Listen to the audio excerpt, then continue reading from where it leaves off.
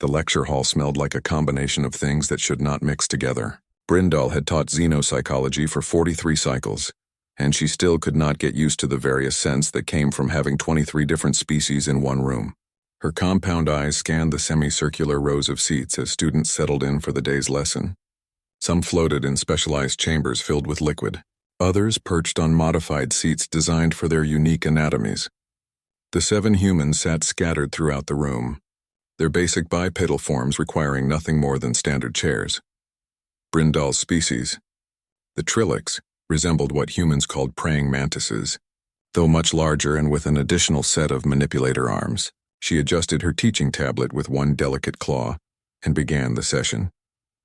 "Today we discuss survival instincts across species," she announced, her voice translator converting her clicks and chirps into galactic common, specifically the question of violence and its role in psychological development.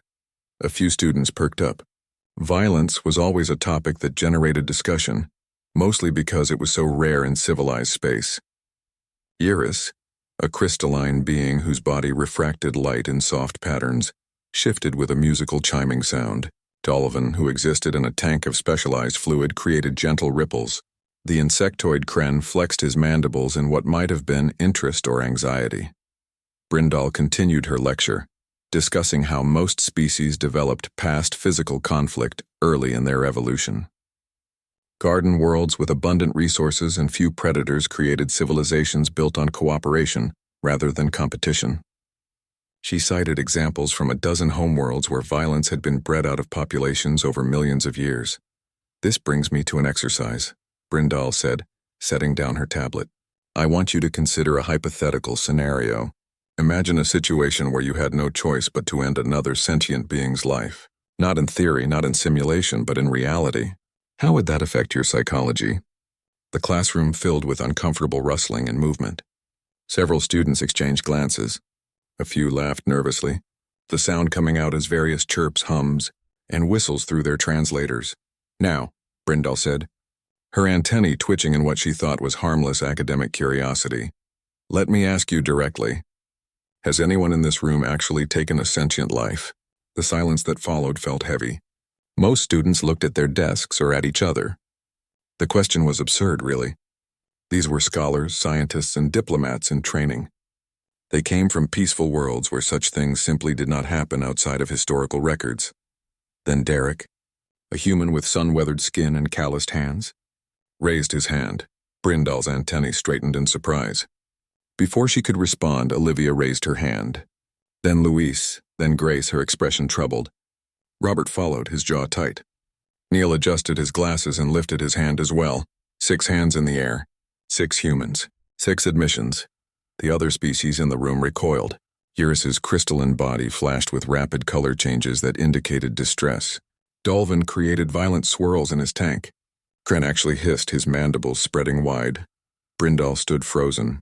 In 4 decades of teaching, she had never expected anyone to raise their hand. The question was meant to be hypothetical, a thought experiment to discuss theoretical psychological impacts. She looked at the 6 raised hands and felt something cold settle in her thorax. "I see," she managed to say, her translator struggling to convey her shock. "This is highly unusual." Her compound eyes swept across the humans again, then stopped on the 7th. Amy Fletcher sat in the 3rd row, wearing the distinctive insignia of a medical specialist on her uniform. Her hands remained folded on her desk. Her face showed no expression, but her eyes held something that Brindal could not quite identify. Something darker than the confessions of the other 6. "Amy," Brindal said carefully, "you did not raise your hand." "No, Professor," Amy replied quietly. "I have never killed anyone." Some of the tension left the room. At least one human was normal. At least one came from the same moral framework as the rest of civilized space.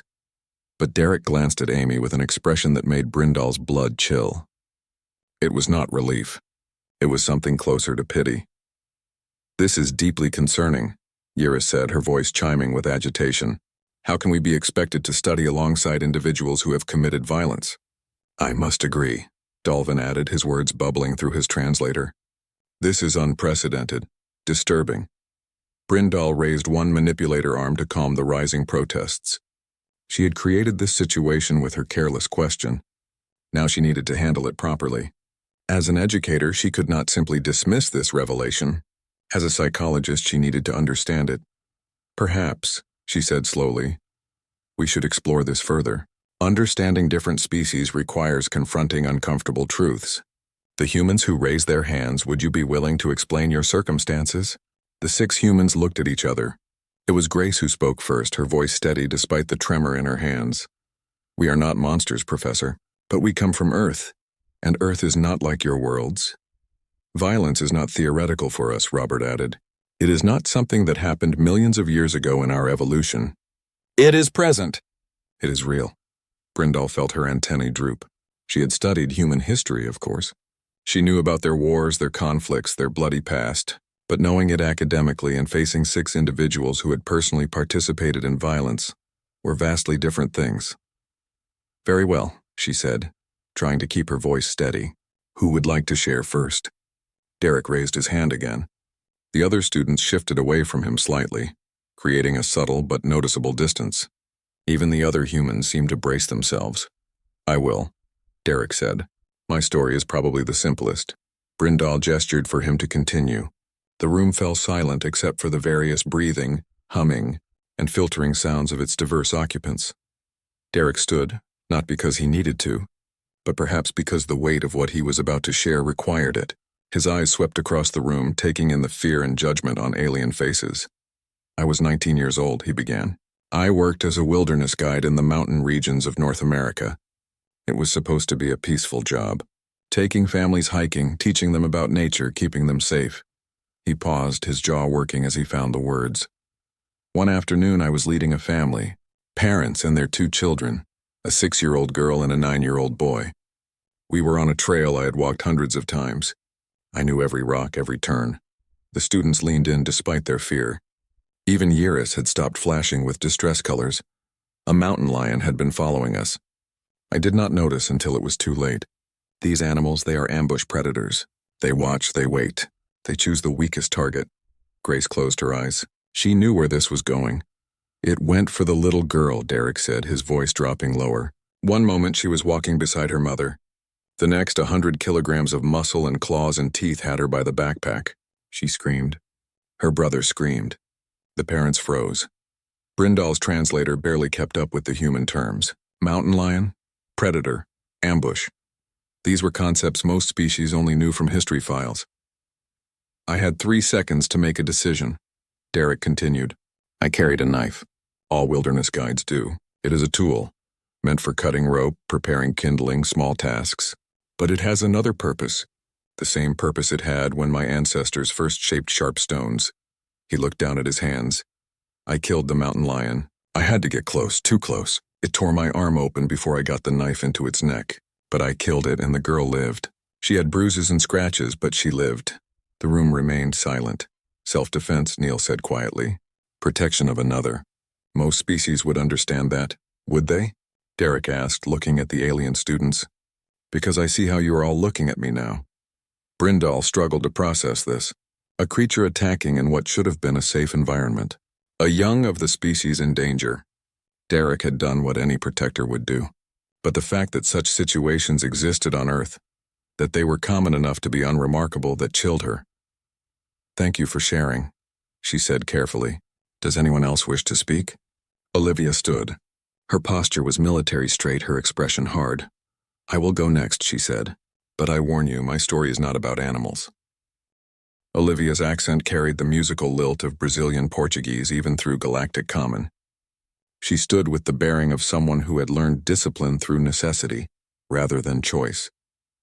The other students watched her with a mixture of fear and morbid curiosity.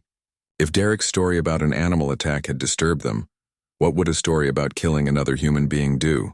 I grew up in São Paulo, Olivia began. It is a city of 20 million people, beautiful and terrible at the same time. My family lived in a favela, a community built on hillsides where the government does not always reach. Brindle's translator struggled with some of the terms, but the meaning came through. Dense population, limited resources, absent authority, classic conditions for conflict according to her textbooks. When I was 14, my older brother Raphael was killed. He was walking home from work, taking a shortcut through an alley. Wrong place, wrong time. A gang wanted to make an example to show they controlled that territory. They shot him and left him in the street. Yaris made a sound like breaking glass. The concept of such casual violence, of killing to demonstrate power over geography, was incomprehensible to her species. Olivia's expression did not change. She had told this story before, had processed it through years of therapy and military discipline. My mother cried for months. My father grew silent.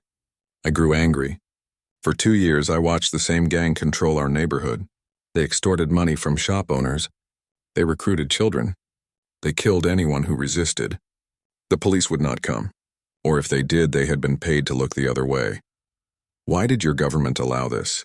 Dolvin asked, his fluid form rippling with confusion. Why not send enforcers?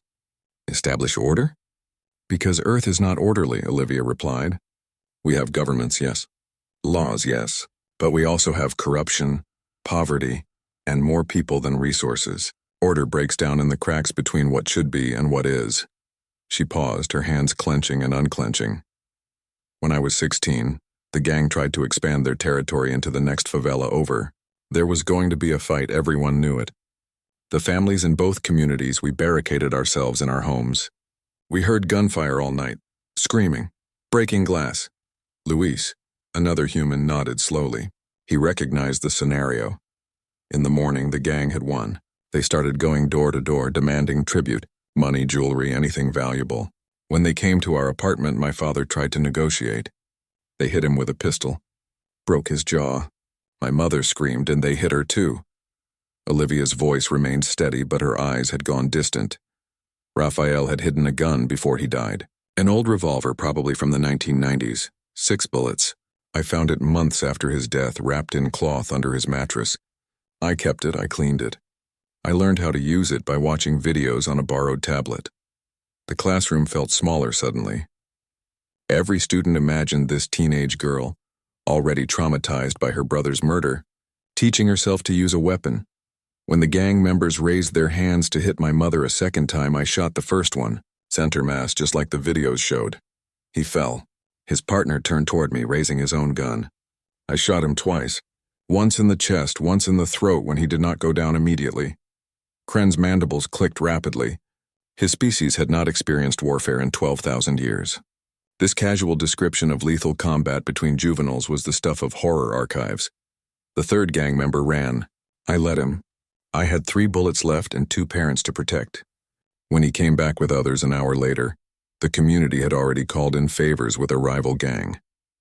There was a negotiation. Blood had been spilled on both sides. A truce was made. You killed 2 sentient beings at 16 years old, Brindle said slowly. And your authorities did nothing? The authorities never even knew, Olivia replied. In places like that, you handle your own problems. The gang accepted the deaths as part of business. The community protected me because I had protected them. That is how it works when order breaks down. She sat down, her story complete. Grace reached over and squeezed her hand briefly. A gesture of understanding between 2 humans who had seen violence. I joined the Brazilian army at 17, Olivia added. It seemed better to use violence for a purpose than to live in a place where it had no purpose at all. Now I am here, trying to learn how to live in a galaxy where such things do not happen. The silence stretched. Then Grace stood, her movement slow and reluctant. My story is different, Grace said. I did not kill to protect anyone. I killed through stupidity and negligence. This admission seemed to disturb the aliens even more than the previous 2 stories. Killing in defense made a certain terrible sense. Killing through carelessness suggested something worse about human nature. Grace was smaller than the other humans, with dark circles under her eyes that looked permanent. She twisted her hands together as she spoke. I was 19. In university, studying literature. I had a car, nothing fancy, just a basic vehicle to get to classes. One day I was driving home and I was tired. I had been up late studying for exams. I told myself I was fine, that I could make it home safely. Her voice cracked slightly. I was looking at my phone. Just for a second. Maybe 2 seconds. There was a message from my boyfriend, something trivial. I glanced down to read it. When I looked up, I had drifted into the other lane. There was another car coming toward me. I swerved. He swerved. We collided anyway. Tears started rolling down Grace's face, but she kept talking. The other driver died instantly. The impact crushed the front of his vehicle. He was a teacher. 43 years old, married, 2 children. I killed him because I could not wait 2 minutes to check my phone. Yairus's crystalline form had gone completely dim. This was worse than predators or gang violence. This was everyday carelessness resulting in death. How often does this happen on your world? Dulvin asked, his voice barely a whisper through his translator. Every day, Grace replied. Thousands of times a year. We have vehicles that move at high speeds. We have distracted operators. We have accidents, and people die, not because anyone wanted them to, but because we accept a certain level of risk to have the convenience of rapid transportation. The alien students looked at each other in horror. Their own transportation systems had safety measures, automated controls, redundancies that made fatal accidents nearly impossible. The idea of accepting thousands of preventable deaths annually was incomprehensible. I served 18 months in prison for vehicular manslaughter. Grace continued. When I was released, I started speaking at schools about distracted driving. I have probably given the same presentation 500 times. If I prevent even one death, maybe it balances the scale slightly. But it does not bring him back, Robert said quietly. No, Grace agreed.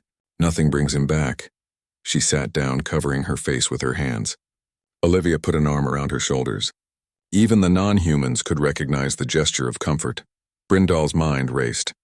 3 stories, 3 different types of killing, predator defense, communal violence, negligent homicide, and still 3 more humans had raised their hands. What other horrors existed in humanity's daily experience? Perhaps we should stop, Yura suggested. This is too much. I do not think I can hear more. No, Louise said, standing before Brindal could respond. You need to hear it, all of it. Because this is what Earth is. This is what made us. And if you're going to work with humans in the galaxy, you need to understand what we carry. He was older than the others, probably in his late 30s. His hair had gray at the temples. He wore a simple shirt, but the way he stood suggested military training that had become permanent posture. My name is Luis Reyes. I served in the Argentine military for 15 years. I deployed to peacekeeping missions in 3 different conflict zones. I have killed enemy combatants in numbers I do not like to count. Kren skittered backward in his seat. A soldier, a professional killer. That was how his species would classify such a thing. The mission I remember most was in East Africa. We were there under United Nations authority to protect civilian populations during a civil war. One side wanted to commit genocide against an ethnic minority. Our job was to stop them. Luis's voice was flat, professional. He had given after-action reports before. We established a safe zone around a refugee camp. 10,000 civilians, mostly women and children. The men had mostly been killed already. We had 200 peacekeepers from 6 different nations. We had orders to hold the position and not engage unless fired upon first. He paused, his jaw working. They attacked at dawn. 300 fighters with automatic weapons, mortars, and improvised explosives. They wanted the refugees dead. We were in the way. So they tried to kill us too. The lecture hall had become very quiet. I was 22 years old. I had trained for combat, but training is different from reality. When bullets start hitting the wall next to your head, when you see your friends dying, when you know that 10,000 people will be massacred if you fail, you stop thinking about the philosophy of violence. You just act. Luis looked at his hands.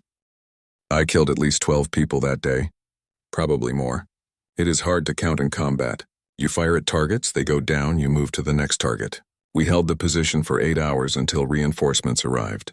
43 peacekeepers died. Maybe 200 attackers died. The refugees survived. You killed to protect, Brindal said. Like Derek, that is justified by most ethical frameworks. Is it? Luis asked. Because those 12 people I killed, they had families too.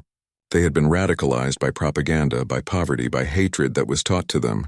They were not evil monsters. They were humans like me who had been convinced that killing was necessary. I ended their lives before they could end mine.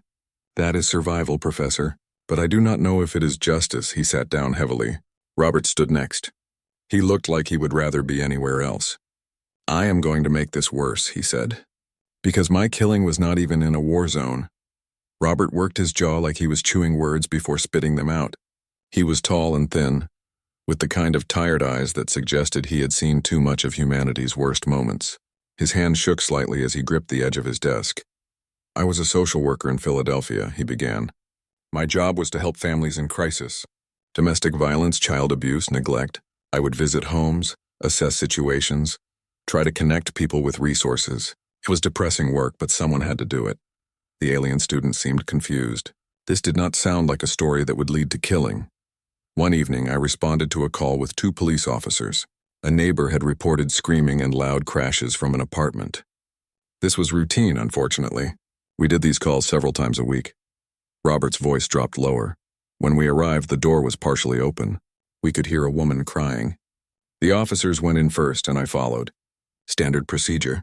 What we found was a man standing over his partner's body. She was already dead. Blunt force trauma. He had beaten her with a lamp until her skull cracked. Yaris made that breaking glass sound again. Kren's entire body had gone rigid with horror. The man was covered in blood. He had this look in his eyes, completely empty. When he saw us, he picked up a knife from the kitchen counter. A big one, meant for cutting meat. He started walking toward the officers. Robert's hands clenched into fists. They told him to drop the weapon. Standard commands. "Drop it, get on the ground, do not move." He did not listen. Or maybe he could not hear them anymore. Maybe he had gone somewhere in his head where words did not reach. The classroom felt suffocating. Every being present imagined the scene. The blood, the dead woman, the approaching threat. He stabbed the first officer in the shoulder. The second officer shot him once, but it did not stop him.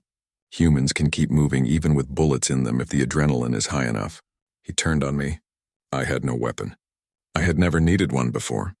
Social workers are not supposed to be in combat situations. Robert's voice had gone flat, emotionless, a defense mechanism against the memory. The wounded officer's gun had fallen on the floor. I picked it up. I had never fired a gun before that moment. Never even held one. But the man was coming at me with that knife, and I knew if I did not do something, I would die. So I pulled the trigger. He stopped talking for a moment, his eyes focused on something only he could see. I shot him 4 times. The first bullet hit his chest. He kept coming. The second hit his stomach. He stumbled but did not fall. The third hit his shoulder. The fourth hit his neck. That one finally stopped him. He collapsed 5 feet away from me. He died while I stood there, holding a gun. I did not know how to put the safety back on. The silence that followed was absolute. "You were defending yourself," Brindal said carefully, "and you potentially saved the injured officer's life." "I know," Robert replied. "Legally, ethically, I did nothing wrong. The investigation cleared me. I got therapy. I even went back to social work for a few years. But I still see his face. I still remember the sound he made when the 4th bullet hit. And I know that somewhere, he had family who mourned him, even though he was a murderer." He sat down without waiting for dismissal. The weight of his story hung in the air like smoke. Neil was the last to stand. He was younger than the others, probably mid-20s, with the careful posture of someone who thought about every movement. He wore simple clothes and glasses that he adjusted nervously. "My story is going to be controversial," Neil said, "because I killed people legally with their permission as part of my job." This statement caused confusion among the aliens. How could murder be legal? How could permission make it acceptable? "I worked in end-of-life care," Neil explained. "Specifically, I was a bioethicist at a hospital that provided medical assistance in dying. In some regions of Earth, if a person is suffering from a terminal illness with no hope of recovery, they can choose to end their life with medical help." Dalvin's translator struggled with the concept. "You killed people who asked you to kill them?" "I helped people die with dignity," Neil corrected gently. "There is a difference, though I understand it might not seem that way to you. These were people with terminal cancer, degenerative neurological diseases, conditions that would kill them slowly and painfully over months or years. They made the choice to end their suffering on their own terms." Yaris's color pattern shifted to something between blue and purple, confusion mixed with distress. "Let me describe one case," Neil continued. "A woman named Patricia. She was 67 years old. She had motor neuron disease, a condition that gradually paralyzes the entire body while leaving the mind completely aware. When I met her, she could no longer walk, feed herself, or control her basic bodily functions. In a few months, she would lose the ability to breathe. The alien students listened with a mixture of horror and fascination. Patricia did not want to suffocate slowly while trapped in her own body. She wanted to die while she could still communicate, while she could still say goodbye to her family on her own terms. So she applied for medical assistance in dying. I was part of the team that evaluated her request, confirmed her mental competency, and ultimately administered the medication. Neil's voice remained clinical, but his eyes were haunted. On the day of her death, her family gathered. Her children, her grandchildren, her friends. They said goodbye. They told her they loved her. They cried. Then, when she was ready, I inserted an IV line and administered a sedative, followed by medication that stopped her heart. She fell asleep first, painlessly, and then she died. It took about 10 minutes. But she wanted this, Kren said, his mandibles clicking in confusion. How is this killing? Because I intentionally ended a human life, Neil replied. The fact that she consented does not change the action. I made a conscious decision to cause another person's death. I did it 23 times during my 2 years in that position. 23 people who thanked me for helping them die. Brindle's antennae twitched rapidly. Her species did not have this concept. When a Trilix grew old or sick, they simply stopped eating and allowed nature to take its course. The idea of actively hastening death, even mercifully, was alien.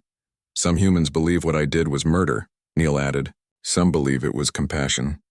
I am still not sure which is true, but I know that each of those 23 people died peacefully, surrounded by love instead of in agony and fear. If that makes me a killer, then I am a killer. He sat down. 6 humans, 6 stories, 6 different forms of death.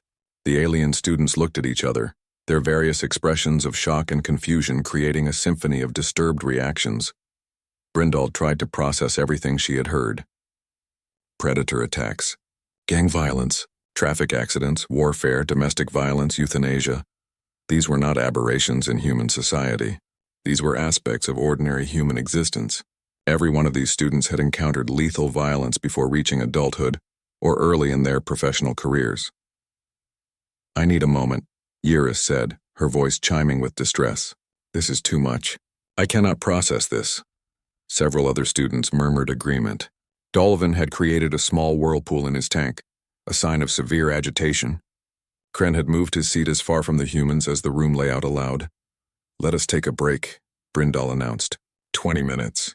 Get air, process what you have heard, and we will reconvene. Most of the alien students fled the room immediately. A few lingered, staring at the humans with mixtures of fear and morbid curiosity. The humans themselves remained seated, forming an unconscious group separate from the rest of the class. Brindle approached them cautiously. Thank you for sharing, she said. I know that was difficult. Was it worth it?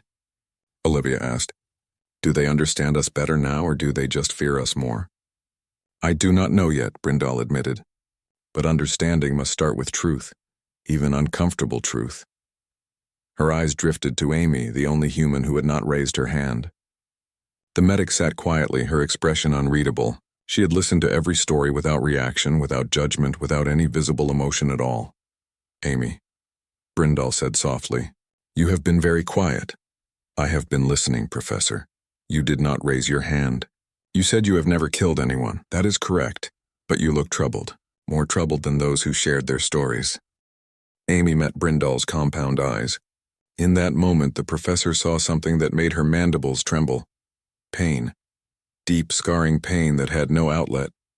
I am a combat medic, Professor. I have never killed anyone. But that does not mean my hands are clean.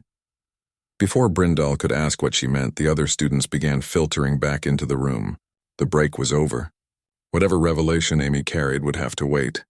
As the class reconvened, Brindle noticed that the seating arrangement had changed. The aliens clustered together on one side of the room. The humans sat together on the other, a physical divide that represented the psychological chasm that had opened during the session. I want to discuss what we have learned, Brindle began. I want to understand why Earth produced such violence when most worlds did not. Because Earth is hell, Kren said bluntly. Your world is a nightmare. Derek shook his head. Earth is home. It is beautiful and terrible, but it is ours. How can you call a place beautiful when it tries to kill you constantly? Dolvin asked. Because the danger makes the beauty matter more, Grace replied. Because we know life is fragile, we cherish it more fiercely. Eurus's color patterns shifted to something skeptical. That makes no sense. If life is fragile, you would be more careful with it, not more violent. We are not violent by choice, Louis said. We are violent by necessity. Earth has limited resources, dangerous predators, and 7 billion humans competing for survival. Violence is a tool we developed because the alternative was extinction.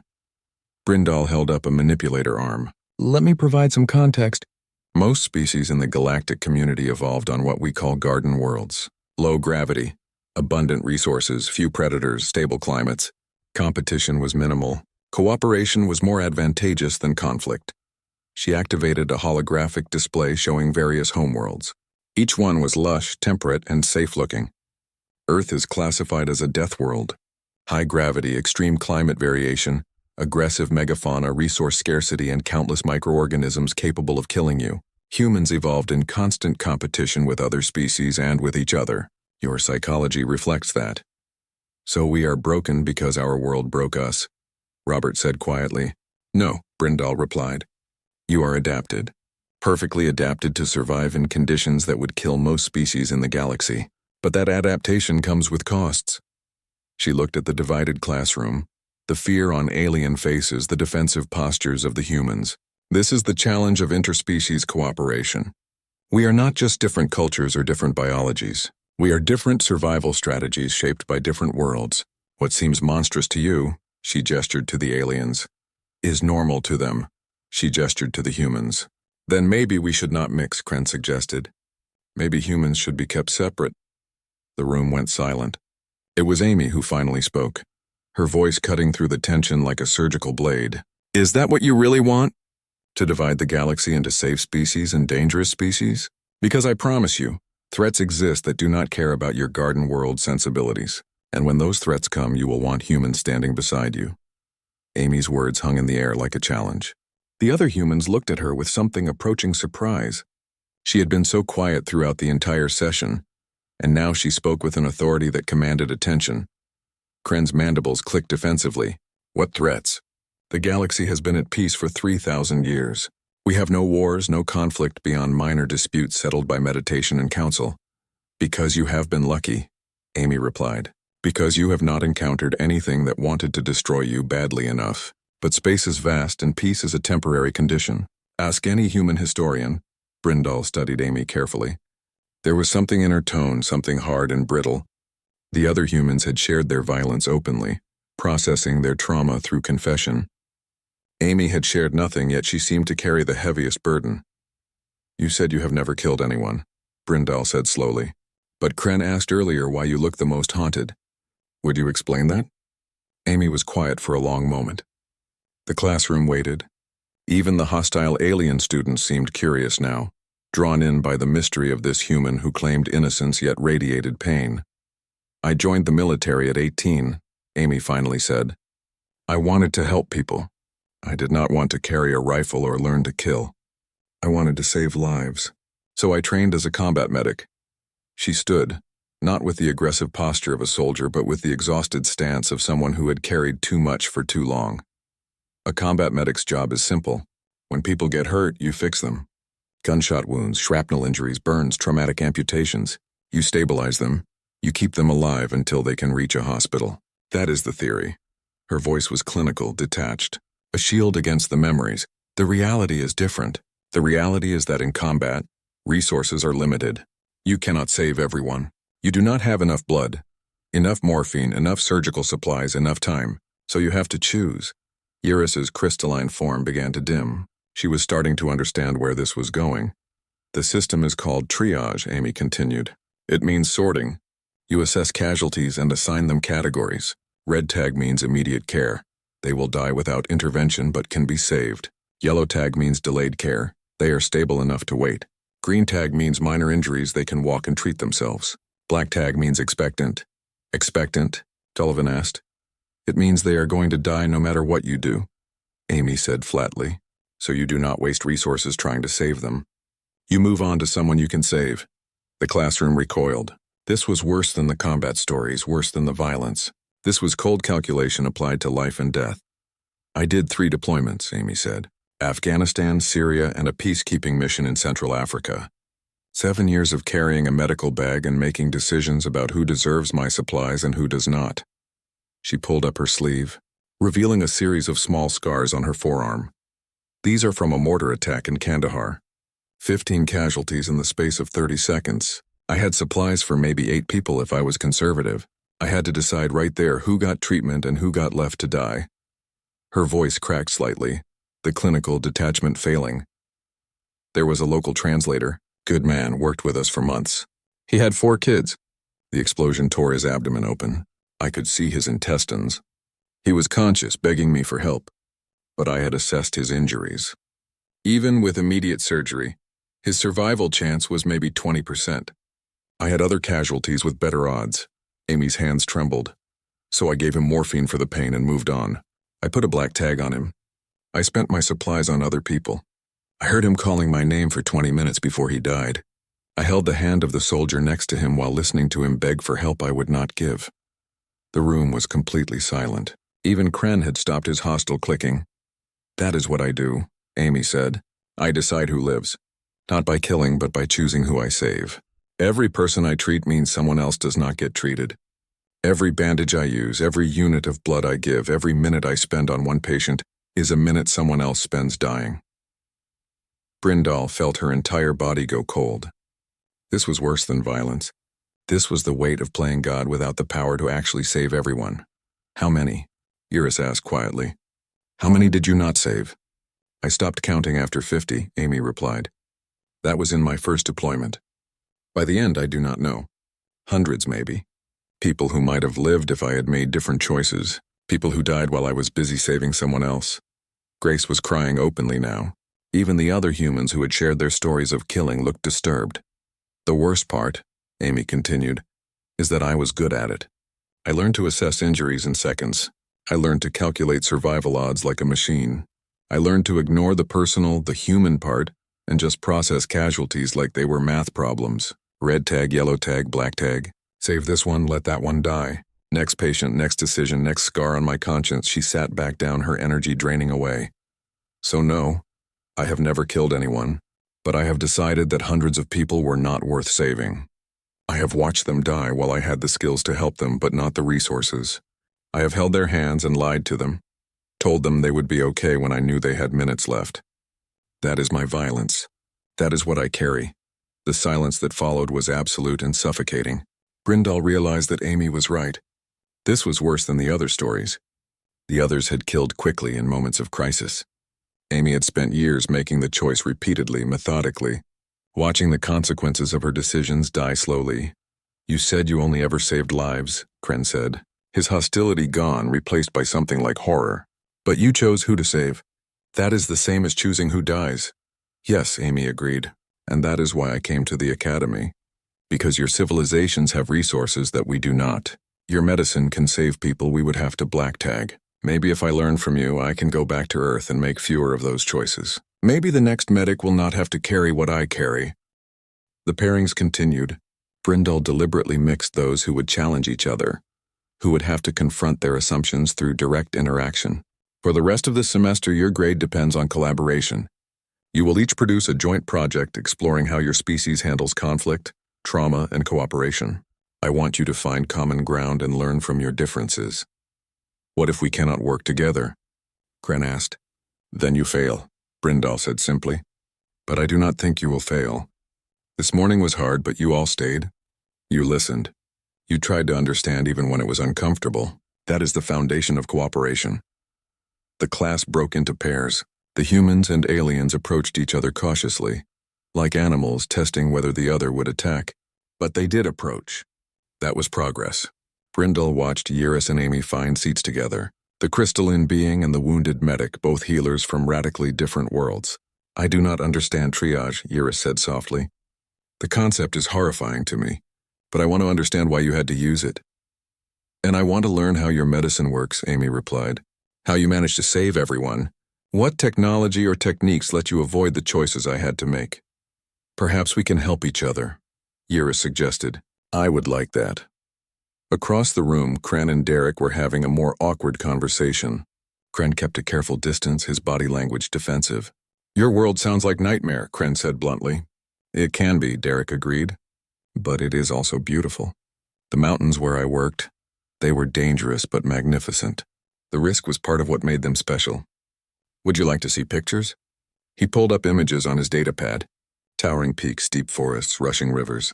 Kren leaned in despite himself, fascinated by landscapes so different from his own temperate homeworld. How do you survive in such places? Kren asked. Preparation, knowledge, and respect for the danger, Derek replied. You do not fight nature. You learn to move with it, to understand its patterns, maybe not so different from how your hive coordinates. Different context, same principle of adaptation. Kren's mandibles relaxed slightly, a connection forming despite the morning's revelations. Luis and Dolvin were discussing ethics, their conversation more philosophical. In your peacekeeping mission, Dolvin asked, did you ever hesitate? Ever question whether violence was truly necessary? Every time, Luis said. Every single time I pulled the trigger, part of me wondered if there was another way. But the attacks were real. The threat was immediate. Hesitation would have meant more deaths. On my world, we believe all conflict can be resolved through patience and communication. I used to believe that too, Luis said. Before I saw what humans are capable of when they decide communication is weakness. Some people, some groups, they do not want resolution. They want domination. How do you deal with that on your world? Dolvin rippled thoughtfully. We do not. We have not encountered such aggression in recorded history. Perhaps we have been fortunate. Or perhaps we have been sheltered. Maybe both, Luis suggested. Your peace is admirable, I envy it. But if you ever face real aggression, you will need strategies we have spent millennia developing, not because violence is good, but because sometimes it is necessary to protect the innocent. Throughout the room, similar conversations unfolded, uncomfortable questions met with honest answers. Assumptions challenged by reality, fear slowly transforming into understanding. Brindle moved between groups, listening. She heard Olivia explaining community defense networks to Vresh, who was fascinated by how humans organized protection without centralized hive minds. She heard Robert describing therapy techniques to Tal, who had never considered that psychological wounds might need active healing. The session that had begun with shock and division was ending with tentative collaboration. Not friendship yet, perhaps not even full trust, but the foundation of something more important, mutual recognition of value. As the class period drew to a close, Brindle called for attention. Today was difficult, she said. We confronted uncomfortable truths about human nature and about the diversity of survival strategies in the galaxy. But I am proud of how you handled it. You could have walked out. You could have refused to engage. Instead, you stayed and you tried to understand. She looked at the humans specifically. Thank you for your honesty. I know sharing those stories was painful, but necessary. The galaxy needs to understand what Earth is, what humanity carries, if we are going to work together effectively. Then she addressed the aliens. And thank you for listening, for trying to comprehend experiences so foreign to your own. That takes courage too. Different courage than facing violence, but courage nonetheless. Amy raised her hand. Professor, may I say something? Of course, Amy stood addressing the class. I know we are terrifying to you. I know our capacity for violence is disturbing, but I want you to understand something. Every human in this room, we carry our violence as a burden, not a badge. We are not proud of what we have had to do. We are trying to be better. She gestured to her fellow humans. Derek did not want to kill that mountain lion. Olivia did not want to live in a place where teenagers have to defend themselves with guns. Grace wishes every day that she had not looked at her phone. Luis would prefer a world where peacekeeping did not require killing. Robert never wanted to hold a gun, and I would give anything to practice medicine where I never have to choose who dies. Her voice strengthened. We are products of a brutal world, but we are not brutal by choice. We are here in this academy learning from you because we want to find better ways. We want to bring your peace and abundance back to Earth. We want to evolve past our violence, but we need your help to do it. The room was silent for a moment. Then Yira spoke. And we need your help too. We have been peaceful so long we have forgotten how to face actual threats. If danger comes, we will need humans to teach us how to be strong without losing our compassion. Other aliens murmured agreement. The fear had not disappeared entirely, but it was balanced now by recognition of mutual need. That is the foundation of true cooperation, Brindal said. Not pretending differences do not exist, but acknowledging them and finding value in them. You are dismissed. Work with your partners. Challenge each other. Grow together. As students filed out, Brindal noticed that the humans and aliens left together, still in their assigned pairs, continuing their conversations into the corridor. The divide had not disappeared, but it was bridging. Amy remained behind, as did Yiris. The medic and the crystalline being stood facing each other. I meant what I said, Yiris said. I want to learn from you, even though your experiences frighten me. And I meant what I said about learning from you, Amy replied. Your medicine could change everything on Earth. Then we help each other. They walked out together, an unlikely partnership between healer and healer, between Garden World and Deathworld, between peace and survival. Brindal watched them go, her antennae relaxed for the first time all day. The lesson had not gone as planned. It had been harder, more painful, more revealing than she had intended. But perhaps that was what true education required. Not comfortable facts, but uncomfortable truths that forced growth. 3 months passed since the day that changed everything in Brindal's classroom. The semester had continued with its ups and downs, moments of breakthrough and moments of tension. But something fundamental had shifted in how the species interacted with each other. The medical research lab hummed with quiet activity. Amy stood at a diagnostic table, examining cellular samples under a quantum microscope that Earth would not develop for another 50 years. Beside her, Yiris used her crystalline structure to refract light through the samples, creating a 3-dimensional model of cellular behavior that no human technology could match. The regeneration speed is incredible, Amy murmured, watching cells repair themselves in real time. On Earth, this type of tissue damage would take weeks to heal. Here it happens in hours. It is the nanite integration, Yiris explained, her voice chiming softly. We introduced medical nanobots into our biology 3,000 years ago. They work with our natural healing processes to accelerate recovery and prevent infection. Amy's hands moved over the controls, adjusting magnification. Could this work on humans? Our biology is different, more chaotic. We have stronger immune systems that might reject the nanites. That is what we are testing, Yiris replied. Your immune response is fascinating. So aggressive, designed to fight constant threats. Ours is gentler because we evolved with fewer pathogens. But perhaps we can modify the nanites to work with human biology rather than against it. They worked in comfortable silence for a while. 3 months ago, this partnership would have been impossible. Yiris had been too frightened. Amy had been too wounded. But steady exposure, honest conversation, and shared goals had built a bridge between them. Can I ask you something personal? Yiris said eventually. Of course. Do you still have nightmares? About the people you could not save? Amy's hand stilled on the controls. Yes, less frequently than before, but yes.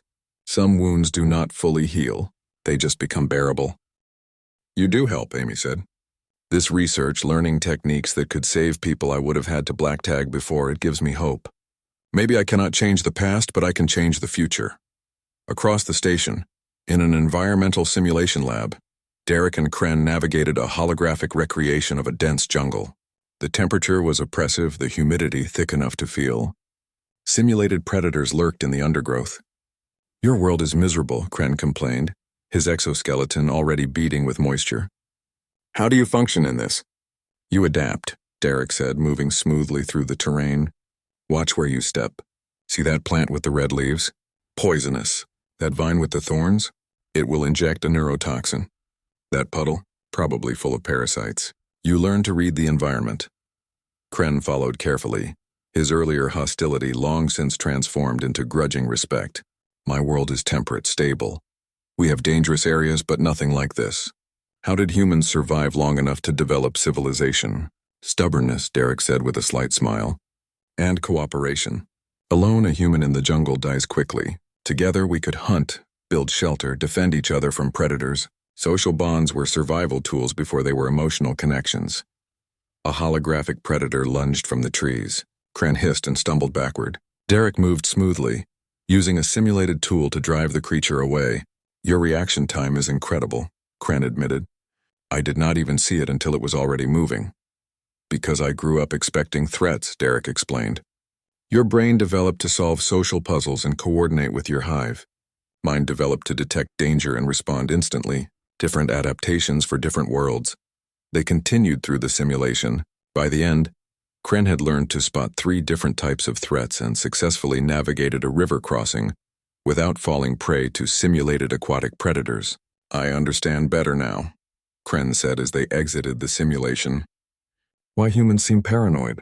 On Earth, paranoia is survival. Exactly, Derek agreed. What looks like aggression or hypervigilance to you is just normal caution to us. We are not trying to be threatening. We are trying to stay alive. In a philosophy seminar room, Luis and Dolvin had drawn quite an audience. Their debate on the ethics of defensive violence had become popular among students from multiple disciplines. Today, they were presenting their final project findings. The question we explored, Luis began, is whether violence can ever be truly ethical, or if it is always a necessary evil we must accept and minimize. My species believes all violence is wrong, Dolvin added, his form creating gentle patterns in his tank. But we acknowledge that this belief comes from never facing true existential threats. So we examined human defensive protocols to understand alternatives we might not have considered. They presented case studies, peacekeeping missions, hostage rescues, defense against genocidal aggression. Each scenario examined from both perspectives, Dolvin's idealistic pacifism and Luis's pragmatic realism. What we concluded, Luis said, is that violence is never good. It is always a failure of some kind, a failure of communication or prevention or social structure. But in the moment when violence is already happening, when innocent people are dying, choosing not to use defensive force is also a moral choice with consequences. The key distinction, Dolvin continued, is between aggression and defense, between violence as a tool of domination and violence as a shield for the vulnerable. Luis taught me that refusing to acknowledge this distinction can enable atrocities. An alien student raised a tentacle. But where is the line? How do you prevent defensive violence from becoming aggressive violence? Accountability, Luis replied. Strict rules of engagement. Transparent investigation of every use of force. Psychological support for those who must make violent decisions. And most importantly, constantly working to reduce the circumstances that require violence in the first place. The presentation concluded to thoughtful discussion. Several students approached afterward, wanting to continue the conversation.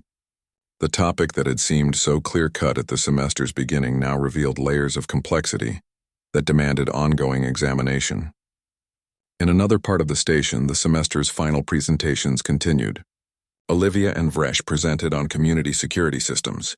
Robert and Tal demonstrated comparative therapy techniques. Neil worked with a fungal collective intelligence to explore the ethics of euthanasia. Across species with different concepts of individual consciousness, each project revealed how much the students had learned from each other. The humans had gained perspective on their own trauma, seeing it through alien eyes that helped them process experiences they had normalized.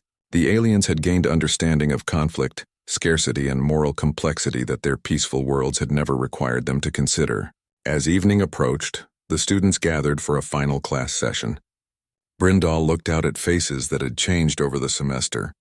Humans who carried themselves with less defensive tension, aliens who no longer flinched away from their human classmates, species mixing freely rather than clustering in separate groups. You have all exceeded my expectations, Brindal began. When we started this semester, I thought I was teaching a standard xenopsychology course. I was wrong. You taught me as much as I taught you. She activated a display showing highlights from the various projects. Images of interspecies collaboration, data on successful knowledge exchange, testimonials from students about how the experience had changed their perspectives. Humanity is still terrifying to many species in the galaxy, Brindal continued. Your capacity for violence, your comfort with death, your willingness to make impossible choices. These things do not align with how most civilizations operate, but this semester has taught us that different does not mean wrong, frightening does not mean evil. And most importantly, that our different survival strategies make us stronger together than we could ever be apart. Amy raised her hand. When Brindal nodded, she stood. I want to thank everyone, Amy said, her voice steady in a way it had not been at the semester's start.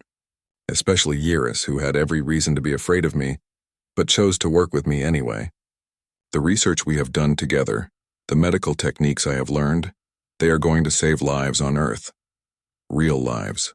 People who would have died from lack of resources will live because of what we developed together. Iris rose, her crystalline form glowing softly, and Amy taught me that strength and compassion are not opposites. That you can make hard choices and still care deeply about those choices. My people have never had to be strong in the way humans are strong. If we ever face real crisis, I hope I can find even a fraction of her courage. The two stood together, healer and healer, their partnership a symbol of what the semester had accomplished. Derek stood next. Kren, you called my world a nightmare. You were not wrong. But you also learned to navigate that nightmare. You learned that humans are not aggressive because we enjoy violence. We are aggressive because our world demanded it. Thank you for trying to understand instead of just judging. Kren's mandibles clicked in what had become a familiar gesture of acknowledgement. You are still terrifying. But you are terrifyingly capable, not terrifyingly malicious. There is a difference, and it matters. One by one, the pairs shared their experiences. The barriers that had seemed insurmountable at the semester's start had not disappeared entirely, but they had become permeable. Understanding had replaced fear. Respect had replaced judgment. Luis was the last to speak. When I came to this academy, I thought I was leaving violence behind. I thought the galaxy was this peaceful place where my combat experience was useless, even shameful. This class taught me that my experiences have value, not because violence is good, but because survival is hard, and knowing how to survive makes me better able to help others survive. He looked at Dolvin. You taught me that peace is not weakness, that there is strength in choosing not to fight. I will carry that lesson with me. Dolvin rippled in response. And you taught me that sometimes strength requires fighting, that refusing to acknowledge this reality does not make you moral. It makes you unprepared. I will carry that lesson as well. Brindal felt her antennae twitch with satisfaction. The transformation in her students was remarkable. They had started as separate species with incompatible worldviews. They were ending as colleagues who understood each other's value. Before we conclude, Brindal said, I want to address something we discussed at the beginning of the semester. Kren suggested that humans should be kept separate from the rest of galactic civilization, that their violence made them too dangerous to integrate. I want to ask now at the semester's end, do you still believe that? Kren was quiet for a long moment. No, he finally said. I was wrong, not because humans are not dangerous, but because that danger serves a purpose. The galaxy has been at peace for 3,000 years. We have forgotten that peace is not a natural state. It is something we must protect. And if threats arise that challenge our peace, we will need humans to teach us how to respond. More than that, Iris added, we need humans because they bring perspectives we lack. They understand scarcity, so they innovate efficiently. They understand loss, so they cherish what they have. They understand violence, so they can protect those who do not. That is not something to fear. It is something to value. Other students murmured agreement. Even those who had been most disturbed by the human stories now recognized the value in that difficult experience. There is a larger lesson here, Brindal said, about diversity itself. We celebrate biological diversity, the different forms life can take, but we must also celebrate experiential diversity, the different challenges that shape different species. Earth's harshness created humanity's strength. Your world's gentleness created your wisdom. Both are necessary. Both are valuable. She looked around the room, making eye contact with as many students as possible. You will all leave this academy and work throughout the galaxy. Some of you will be diplomats negotiating between species. Some will be researchers advancing collective knowledge. Some will be explorers, venturing into unknown space. Whatever you do, remember this semester. Remember that those who seem most alien to you may have the most to teach you. The class sat in contemplative silence. 3 months of intensive work, uncomfortable revelations, and genuine connection had fundamentally changed how they viewed the galaxy and their place in it. Dismissed, Brindal said finally. And congratulations. You have all earned honors grades, not for your academic work, though that was excellent, but for your willingness to grow beyond your comfortable assumptions. The students filed out slowly, many still talking to their partners. Amy and Yaris walked together toward the medical labs, already planning their next research session. Derek and Kren debated survival strategies for low-oxygen environments. Luis and Dolvin continued their philosophical discussion, with several other students joining in. Brindal remained in the classroom, datapad in hand, reviewing the semester's outcomes. By every measurable metric, the course had been a success. But the real success was not measurable. It was in the way species that had feared each other now worked together, in the way humans who had felt isolated now felt valued, in the way aliens who had been naive about danger now understood reality without losing their idealism. A message came through her communication device. The Academy administration, noting the success of her experimental teaching method and requesting she expand it to other courses. Interspecies cooperation was becoming a priority as the galaxy expanded and encountered new challenges. She looked out the window at the stars beyond the station. Somewhere out there, threats existed that the peaceful species had never imagined. Hostile environments, dangerous phenomena, perhaps even aggressive civilizations. When those threats emerged, the galaxy would need humans and their deathworld resilience. But equally, humans would need the knowledge, technology, and wisdom of the peaceful species. That was the real lesson. Not that humans were superior despite their violence or inferior because of it. Not that peaceful species were weak or strong. But that survival required cooperation, that the galaxy's diversity of experience made them all stronger together. Amy passed by the window, Eurus beside her, both carrying equipment toward the labs. The medic who had carried impossible choices and the crystalline being who had never faced danger, working together to heal a galaxy that needed both their perspectives. Brindal's antennae relaxed completely. The semester had started with a simple question about killing.